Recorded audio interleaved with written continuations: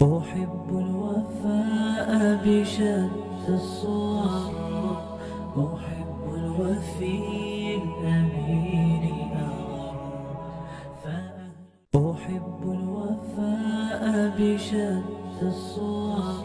بسم اللہ الرحمن الرحیم. سامعین محترم، السلام علیکم ورحمۃ اللہ وبرکاتہ.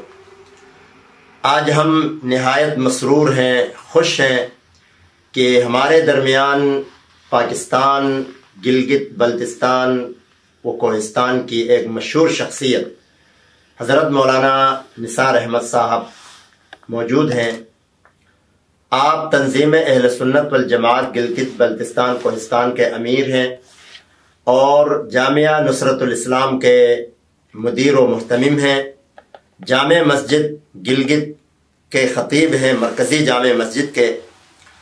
تو حضرت کا قطر کا دورہ تھا، ہم نے مناسب سمجھا کہ حضرت کی نصائح اور حضرت کی پند و نصیحتیں اپنے سامعین تک بھی پہنچائیں. چونکہ حضرت ماشاءاللہ ایک عالمی شخصیت ہے، ان کا ایک کردار ہے، ان کا اپنا انداز ہے. تو آج ہمارا پوڈ کاسٹ کا یہ پہلا سیشن ہے. اس حوالے سے ہم نے کہا کہ ابتدا بھی حضرت سے ہی کریں. اللہ تبارک و تعالی ان کی خدمات کو، ہم سب کی خدمات کو قبول فرمائے. تو میں حضرت سے ان کے بارے میں، ان کی گفتگو، ان کی حوالے سے کچھ پوچھنا چاہوں گا. تو امید ہے کہ آپ سب استفادہ کریں گے. تو السلام علیکم ورحمۃ اللہ وبرکاتہ. وعلیکم السلام ورحمۃ اللہ وبرکاتہ. حضرت کیسے ہیں آپ؟ خیریت سے ہیں؟ الحمدللہ. بڑی خوشی ہوئی آپ قطر تشریف لائے ہیں. امید ہے کہ آپ اس سلسلے کو برقرار رکھیں گے. بس اس قطر کی دعوت میں ہمیشہ کی میزبانی ہوتی ہے اور گھر سے میں کوئی 5-6 سال بعد آیا ہوں اور اس میں آپ ہی کی محنت اور آپ کی دعوت ہوتی ہے. اللہ حافظ. تو میں آپ سے یہ پوچھنا چاہوں گا کہ آپ کا خاندانی بیک گراؤنڈ اور آپ کا تعلیمی جو سلسلہ ہے، اس حوالے سے آپ تھوڑا سا اپنے سامعین کو کچھ بتائیں. بسم اللہ الرحمن الرحیم. آپ نے میرے تعلیمی احوال کے حوالے سے پوچھا تو یہ میرے لیے جو ہے نا بہت ایک فکر. میں نے اپنے ناظرہ بھی اپنے ابا جان سے پڑھا اور صرف نحو بھی ان سے پڑھا اور میرے ابا جان حضرت مولانا قاضی عبدالرزاق رحمہ اللہ دیوبند کے فاضل تھے اور بڑی اللہ رب العزت نے انہیں خداداد صاحب سے نوازا تھا. عظیم ہستی تھے اور عربی، فارسی اور اردو میں ادیب بھی تھے اور ان کے زندگی کا محبوب مشغلہ تفسیر بیضاوی کا مطالعہ ہوتا تھا اور خود ان کی زندگی ہمیشہ دین کی خدمت میں گزری اور درس و تدریس کا ایسا ماحول ہوتا تھا. پاکستان کے پارٹیشن سے پہلے وہ 1939 کے آس پاس فراغت سے آئے تھے اور گلگت کے مرکزی جامع مسجد میں تدریس کا سلسلہ شروع کیا اور ابا جان رحمہ اللہ کے شاگرد، سینکڑوں شاگرد گلگت کے مساجد میں ہوتے تھے اور وظائف سے پڑھتے تھے. حالوں سے ان کے خود سے آتا تھا اور ایک بڑی تعداد 20 علماء کرام کو تقسیم سے پہلے ابا جان نے دیوبند بھیجا اور فارغ ہو کر آئے. اچھا. اور الحمدللہ دین کا اچھا ایک ماحول ہوا. تو میں نے پرائمری اسکول پشوٹ کے اسکول سے کیا، میٹرک میں نے گلگت کے ہائی اسکول سے کیا اور الحمدللہ میں نے سائنس میں کیا تھا، فرسٹ ڈویژن تھی. اور پھر اس کے بعد میں نے ڈگری کالج میں نے FSC میں داخلہ لیا تھا. پھر ابا جان کو پتہ چلا یہ سائنس کی طرف جاتے ہیں تو پھر مجھے روکا کہ میں نے آپ کو اسکول اس لیے بھیجا ہے تاکہ علوم دینیہ کے لیے، جس طرح ایک اچھے فصل کے لیے کھاد کی ضرورت ہوتی ہے، آپ سکول کالج جو جہاز اڑتا ہے اس کے کوئی قوانین ہوں، ضوابط ہوں گے تو وہ آپ سیکھیں گے. آپ نے اصل دین کی خدمت کرنا ہے. پھر میں نے BA کیا اور پھر ابا جان کے مشورے سے میں علامہ بن نور کراچی میں میرا داخلہ ہوا، میں نے رابعہ تک وہاں پڑھا، پھر درمیان میں حالات کراچی کی وجہ سے میں نے کراچی چھوڑا اور میں نے خامسہ دارالعلوم حقانیہ کوڑا کٹک میں کیا، سادسہ اور تکمیل انوار العلوم میں حضرت مولانا قاضی حمید اللہ صاحب کے پاس کیا، موقوف کے لیے میں جامعہ امدادیہ فیصل آباد کیا، پھر دور حدیث کے لیے علامہ بن نور کراچی کیا۔ یہ میری طالب علمی اور آج بھی طالب علم ہوں، طالب علمی کے سفر میں ہوں۔ فراغت کے بعد تدریس کی، کبھی دین کی خدمت کو معاملات آئے اسے مسئلہ۔ ماشاءاللہ آپ کا تعلق تو گلگت سے ہے، تو گلگت کے حوالے سے عموماً مذہبی سیاسی اختلافات اور لڑائی جھگڑے کے حوالے سے گلگت معروف ہے۔ حالانکہ گلگت تو روئے زمین کا سب سے خوبصورت ترین قطعہ ہے، خوبصورت ترین ٹکڑا ہے، جہاں ہر گرمی میں لاکھوں سیاح جاتے ہیں۔ بس اوقات اس طرح کی لڑائی اور اختلافات اور جھگڑے کی وجہ سے یہ سیاح بھی متاثر ہوتے ہیں۔ تو کیا یہ ممکن نہیں ہے کہ ہمارے وہاں جتنے بھی جو بھی مذہبی فرقے ہیں وہ کسی ایک اکائی پر متحد ہوں اور یہ فسادات کا سلسلہ ختم ہو جائے؟ نہیں، بالکل ایسا ہی ہونا چاہیے اور ایسا کرنا چاہیے، اور الحمدللہ ہمارا مزاج بھی اکابر نے بزرگوں نے ہی ہمیں تعلیم و تربیت دی ہے۔ ماضی میں بھی گلگت میں تلخ حالات ہوئے، میں بچہ تھا، اپنے بجان مولا کے گود میں تھا، وہ ان کی گرفتاری عمل میں آئی تھی اور گلگت کے لوگوں نے ایک شام تک اس کی رہائی کو یقینی بنایا تھا، سخت احتجاج کیا تھا۔ اس کی بنیاد یہ تھی کہ گلگت میں تبرہ بازی کا ایک ماحول تھا۔ ہمارے ہمسایہ اہل تشیع حضرات، ان کو جب تک صحابہ کرام رضوان اللہ تعالیٰ علیہ مجمعین پر تبرہ نہ کریں، معاذ اللہ ان کی تکفیر نہ کریں، ان کو اطمینان اور آرام نہیں ہوتا۔ انا للہ۔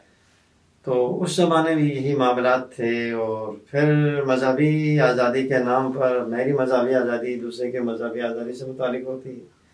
انہوں نے نت نئے گلگت میں ماتمی جلوس نہیں ہوتا تھا، ماتمی جلوس کا ایک سلسلہ شروع کیا، پر شروع میں 20-30 آدمی ایک گھوڑا لے کر آئے، اس کے بعد کیا ہماری روایت ہے وہ ایک ندا کا ذریعہ بنا، پھر وہاں چنا چہلم نہیں تھا، چہلم کا ایک بنیاد بنایا، پھر چراغاں کا ایک سلسلہ، ہر دفعہ کوئی نیا ایک سلسلہ چلاتے رہے۔ وہ اس سے اہل سنت والجماعت کو کہ جذبات کا مجروح ہونا تو ایک فطری بات تھی۔ ابا جان رحمہ اللہ اور اس کے رفقا بھی یہی اعلان کرتے تھے کہ بھائی ہم نے گلگت میں دفاع کیا ہے، ہم نے پہل نہیں کی، اور آج بھی ہم نے ہمیشہ دفاع کیا ہے، پہل ہم نے نہیں کی۔ چلے میں اس وقت اپنے صفایا دے دوں یا لمبی باتیں کروں، یہ مناسب نہیں ہے۔ جیسے حالات تھے 2005 کے سخت تلخ حالات کے بعد، ہم دونوں فریق کے ذمہ دار لوگ جیل میں تھے، اڈیالہ میں تھے۔ گلگت کے 150-200 ذمہ دار لوگ جمع ہوئے، سینکڑوں جمع ہوئے، اس میں پھر 18 افراد مشتمل ایک امن جرگہ وجود میں آیا۔ اس میں ذمہ دار لوگ تھے اہل تشیع کے، موجودہ اہل تشیع سے ذمہ دار تھے، شیخ یحییٰ تھا، سید جعفر شاہ تھے، الطاف حسین تھے، اور ایڈوکیٹ عیسیٰ صاحب جیسے ذمہ دار لوگ، اہل سنت سے ہم سنت والجماعت سے بھی ذمہ دار لوگ تھے۔ ایڈوکیٹ شیر ولی صاحب مرحوم پروفیسر عثمان علی صاحب، ہمارے سابقہ نگران وزیر اعلیٰ گزرے ہیں میر افضل صاحب، اور سابقہ ہمارے وزیر اعلیٰ گزرے ہیں حافظ الرحمان صاحب۔ اسی سے لوگ بیٹھ کر انہوں نے ایک امن معاہدہ مرتب کیا، اور اس وقت کی قانون ساز کونسل نے، اس وقت ملک مسکین صاحب اسپیکر ہوتے تھے، اس کو قانونی حیثیت دی، اور پھر ہم دونوں فریقین کے دستخط دیے اور ہم نے تسلیم کیا۔ تو ہمارے درمیان امور کا جو اختلافات تھے وہ منضبط کر کے ایک حل دیا، اور آئندہ نت نئے معاملات نہیں ہوں گے، اس کی بھی وضاحت کی، اور اس پر عمل درآمد کے حوالے سے میرے خیال میں قوم کا قومی مجرم وہ ہے جو عمل درآمد نہیں کرتا، یا انتظامیہ قومی مجرم ہے جو عمل درآمد نہیں کرتا۔ ایک امن معاہدہ تحریر میں آنے کے بعد دستخط ہونے کے بعد اس پر عمل درآمد نہیں ہوا. پھر ترقی ہوئی، معاملات چلے، 2012 آیا اور پھر حالات کشیدہ ہوئے. تو مجھ سے کہا کہ یہ فسادات کے ذمہ دار آپ ہیں، آپ تکفیر کرتے ہیں ان کی. ہم نے کہا ہم ان کی تکفیر نہیں کرتے ہیں، یہ صحابہ کرام رضوان اللہ تعالیٰ علیہم اجمعین کے کرتے ہیں تو رد عمل میں ہوتا ہے. پھر بہرحال اس طرح یہ بات چلی اور ایک ضابطۂ اخلاق سامنے آیا جس میں خلفائے راشدین، صحابہ کرام رضوان اللہ تعالیٰ علیہم اجمعین، اہل بیت العظام رضی اللہ تعالیٰ عنہم اور ان کے 12 ائمہ کے بھی نام لکھ کے یہ طے ہوا کہ ان کی توہین حرام ہے اور یہ غیر اسلامی عمل ہے، جو اس کا ارتکاب کرے گا اس کو سزا دی جائے گی. اس ضابطۂ اخلاق میں دوسرا نقطہ یہ تھا کہ قرآن مجید فرقان حمید محفوظ کتاب ہے، جو بھی تحریف کا قائل ہے وہ دائرہ اسلام سے خارج ہے. بے شک. دوسرا نقطہ اس پر ہمارے دستخط ہوئے.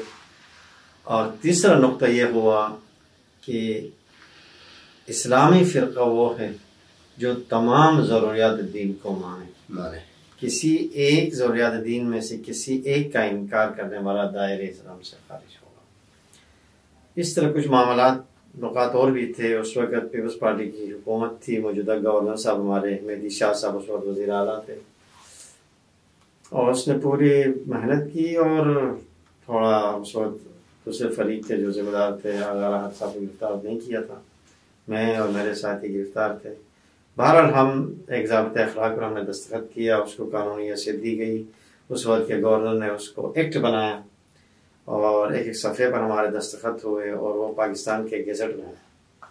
مزے کی بات یہ ہے جب میں نے اسلامی نظاتی کونسل کے سامنے رکھا تو انہوں نے اس کو پسند کیا اور اپنے قرارداد میں بھی ڈالا.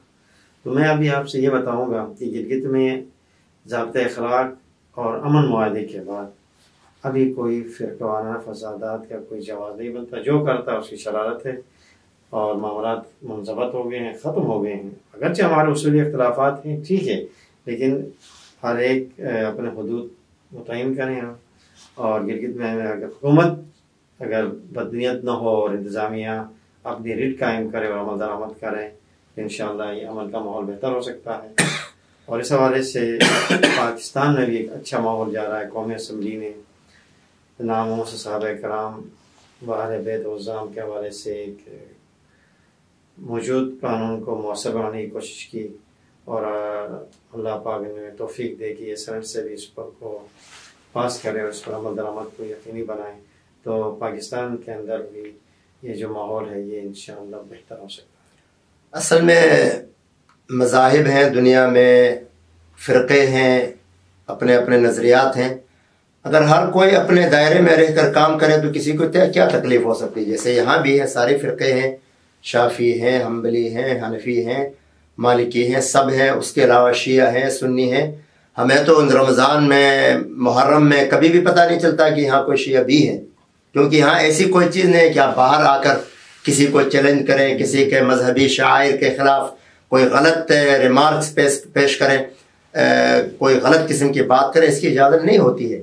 کاش کہ اگر یہ چیز اس کی اپلائی وہاں بھی ہو کہ بھائی اپنے اپنے مسجدوں میں، امام بارگاہوں میں، اپنے اپنی عبادت گاہوں میں جو چاہیں کریں، الٹا لیٹیں، سیدھا لیٹیں، جو بھی کریں، آپ آزاد ہیں. لیکن باہر آ کے عبادت کرنا وہ پھر پتہ نہیں کون سی عبادت ہے اور اس کا ان کے ہاں پتہ نہیں کیا حیثیت ہے.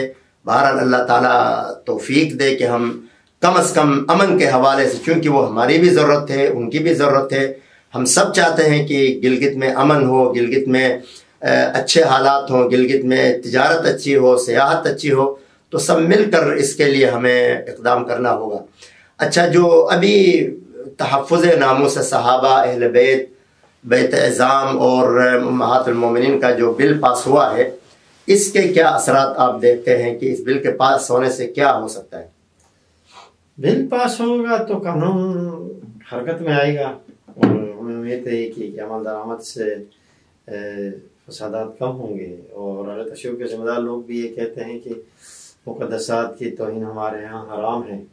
تو کس وقت ایک طرف سے تو یہ کہتے ہیں، دوسری طرف سے اس کی مخالفت بھی کر رہے ہیں، کچھ سمجھ میں نہیں آ رہا. اور بالکل بات وہی ہے جو آپ نے فرمایا کہ پاکستان کے اندر جو ہے یہاں کا باوا نرالا ہے کہ محرم پورے عالم اسلام میں ہے، یورپ میں ہے، لیکن پاکستان میں پورے ملک کا بخار آتا ہے، ایک زلزلہ آتا ہے، گلی کوچے بند ہیں. لیکن وہ عاشورہ کا ہمارا بھی حق ہے کہ ہم اس دن روزہ رکھتے ہیں، اس دن کا احترام کرتے ہیں، اور واقعہ کربلا سے پہلے کا وہ ہمارے محترم ہے اور نے اس احترام کا حکم دیا. لیکن اس میں ہمارا ایک شرعی حق ہے کہ ہم معمول کی زندگی گزاریں، لیکن ہمیں معمول کی زندگی گزارنے نہیں دیا جاتا. اہل سنت و جماعت کو یرغمال بنایا جاتا ہے، ہمارے مساجد کو یرغمال بنایا جاتا ہے.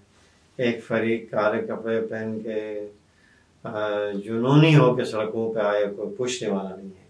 پھر ملک کے کونے کونے میں پھر تبرہ بازی کا یہ سلسلہ، اس نے ہمارے ملک کو کمزور کیا.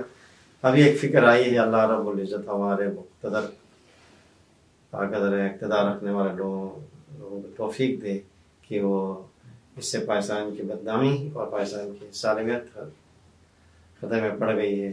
کچھ اپنی ریٹ قائم کریں، کچھ جرات کریں اور ان جاتوں کا ازالہ کریں گے، فریقین کے لیے بہتر ہے اور ہم سب کی ضرورت ہے. ویسے حقیقت یہ ہے کہ اس بل سے کسی کو تکلیف نہیں ہونی چاہیے، کیونکہ بات تو یہ ہے نا کہ ان کا تحفظ ہم چاہتے ہیں.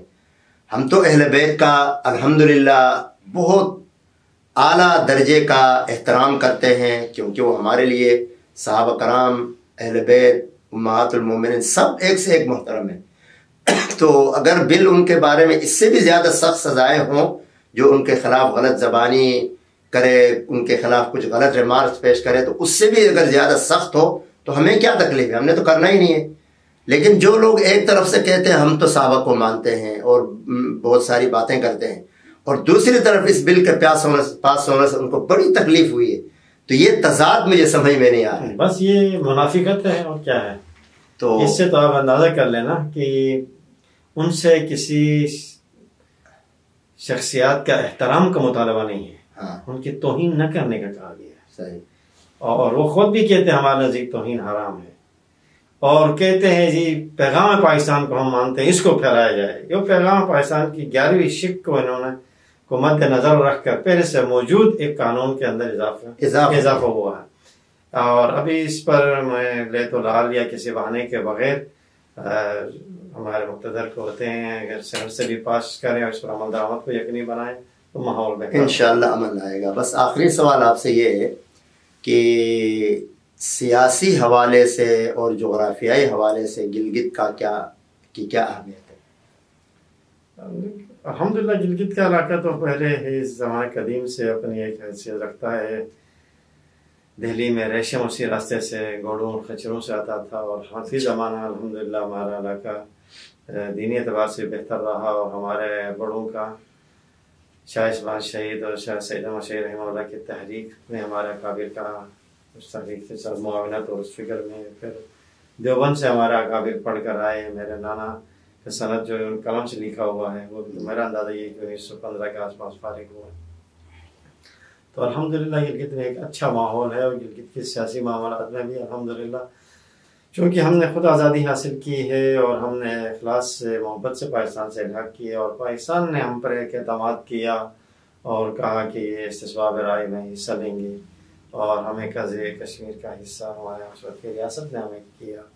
ہم بھی اب یہی چاہتے ہیں کہ گلگت بلتستان کو اور آزاد کشمیر کی وحدت کو قائم کیا جائے، اور ہم ایک ہی ہمارے بالائی سطح پر ہماری جوڈیشری ہماری اسمبلی ایک ہوں، تاکہ ہم ایک مضبوط بنیاد پر اپنے مظلوم کشمیر کے بھائیوں کی ہم امداد کر سکیں. اس لیے ہماری وحدت قائم کی جائے.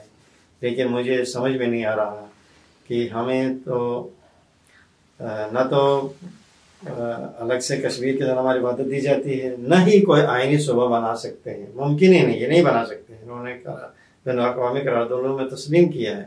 تو اس لیے یہ ہمیں آئینی صوبہ بنا کر قومی اسمبلی میں اور سینٹ میں ایسا نمائندگی نہیں دے سکتے ہیں. تو اسی طرح جو ہے ایک معجون مرکب جیسا صوبائی سیٹ اپ کے نام سے ایک سلسلہ دے رہے ہیں، جس سے کچھ لوگ جن کو پاکستان سے یا علاقے کے امن سے محبت نہیں ہے، انہیں नौजवानों को उकसाने में, कौम परस्ती का रंग देने में, और इस तरह उनके लिए एक रास्ता खुलता है। और समझ में नहीं आ रहा है कि हमारा वफाक उसी माहौल को आगे बढ़ा रहा है। तो गिलगित के मैं अभी ये कहूँगा कि गिलगित बल्तिस्तान और आज़ाद कश्मीर की जो मदद को कायम करें और इसको एक जिहाद कश्मीर के लिए एक बेस कैंप बनाए तो बेहतर होगा।